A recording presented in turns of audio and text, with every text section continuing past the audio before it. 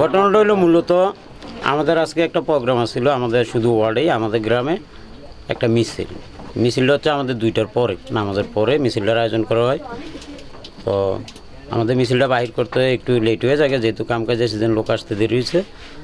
তো আমরা মিছিলের আয়োজন করছি, এমন টাইমে শুনলাম আমাদের রেগুলার প্রার্থী টিটু সাহেব নাকি আমাদের এলাকায় আসতেছে। তো শুই না আমি যোগাযোগ করলাম যে এইগুলোর নেতৃত্ব দেয় সফিউল্লাহ, তার সাথে যে আমাদের তো একটা মিছিল আছে, এখন যদি উনি ঢুকে এলাকায় তাইলে তো একটা বিশৃঙ্খলা সৃষ্টি হইব। তার কালকে আমরা একটা পুরো গ্রামবাসী নিয়ে দলমত নির্বিশেষে একটা মিটিং করছি চেয়ারম্যান সাহেবের উপস্থিতিতে, যে আমাদের ভোট কেন্দ্রে সবাই ভোটার উপস্থিত থাকবো, যার যেইখানে মন চায় এইখানেই ভোট দিব, যাতে আমাদের গ্রামের মধ্যে কোনো 2018 সালের মতন আর কারো দ্বিধাদ্বন্দ্ব সৃষ্টি না হয়। যেভাবে 2018 সালেও ইমান সরকারের নেতৃত্বে ইমান সরকার ভাই বাগিনা আরও অন্যান্য সুলতান মেম্বাররা এসে এই দেশে একটা তাণ্ডব চালাইছিল, বিভিন্নভাবে বিভিন্ন মানুষকে মারধর করছে। তো ঠিক একই সেম আজকের যে কাহিনীটা, তখন থেকে বলছে যে তুই এক কাজ কর, তোর মিছিলটা আরেকটু পিছাই দে, তাইলে আমরা জামুকে পরে দিয়ে তুই মিছিল করিস। তো ঠিক আছে করলাম।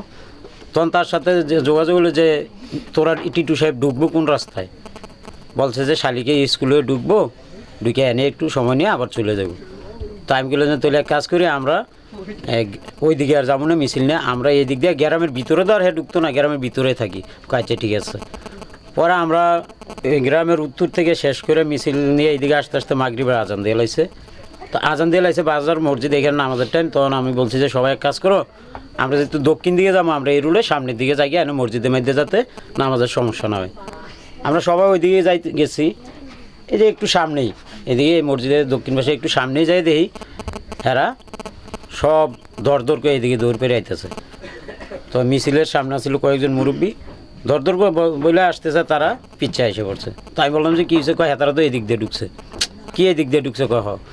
তখন আমি সামনে গেলাম, সামনে যাওয়ার পরে সুলতান মেম্বরের বাগিনারা বাতিজারা, এরপরে ইমনের বাতিজা ভাই এই যে নাসির, তারা দর কইয়া আমারে প্রথমত 2টা পিঠা দিয়ে লাইছে। আর তখন তারা আমার কোথায় কাকা আপনি এন থেকে যান গা।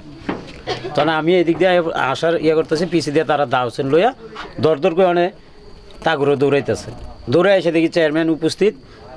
চেয়ারম্যান মনে হয় মিটিংয়ে যাবেন, কই এনে ব্রিজের উপরে কী রে, আমি কই এই ঘটনায় টিটু সাহেব লোকের এদিক দিয়ে আইয়া হামলা চালাইতেছে। চেয়ারম্যানকে তোরা সব গ্রামের ভিতরে ঢুকিন দেয়, ব্রিজের উপরে দিয়ে ডাক্কাইয়া এই যে স্বপন কাজী সহ আমাদেরকে ডাক্কাইয়া এদিকে ঢুকাইছে।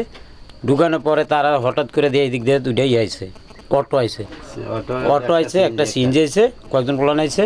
ওই দিক দিয়েও তারা দৌড় করে আইছে। সবটি রাতে দাও নিয়ে এই আউল ফুল কোবানে চুলাই দিছে।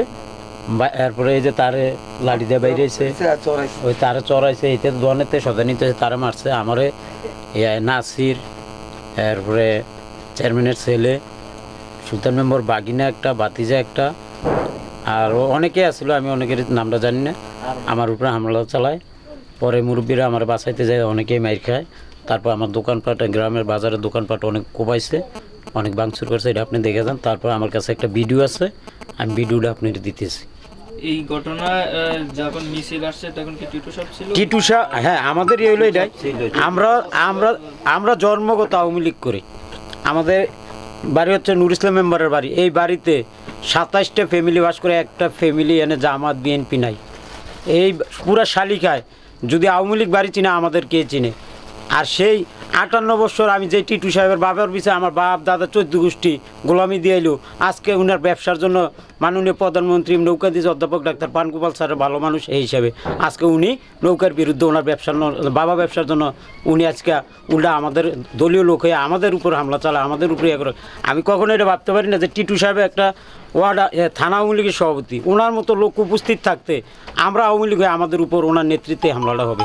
উনি যদি আজকে উপস্থিত না থাকতো তাহলে মনে করতাম যে একটা বিষয় ধরে নিতাম, কিন্তু আমরা তো আওয়ামী লীগ, উনি উপস্থিত থেকে কীভাবে আমাদের উপর হামলা হলো। আমি প্রশাসনের কাছে এবং আপনাদের সাংবাদিক ভাইদের মাধ্যমে এটার সুষ্ঠু বিচার চাই, এটাই আমার আর কিছু বলার। আমার রাজনৈতিক পরিচয় হচ্ছে আমি সাবেক ছাত্রলীগের ওয়ার্ড সভাপতি, আমি সাবেক স্বেচ্ছাসেবক লীগের সভাপতি এবং বর্তমান আমি চান্দিনা উপজেলার স্বেচ্ছাসেবক লীগের সদস্য, থানা কমিটির সদস্য। নাম হচ্ছে রেজাউল করিম লিখছেন।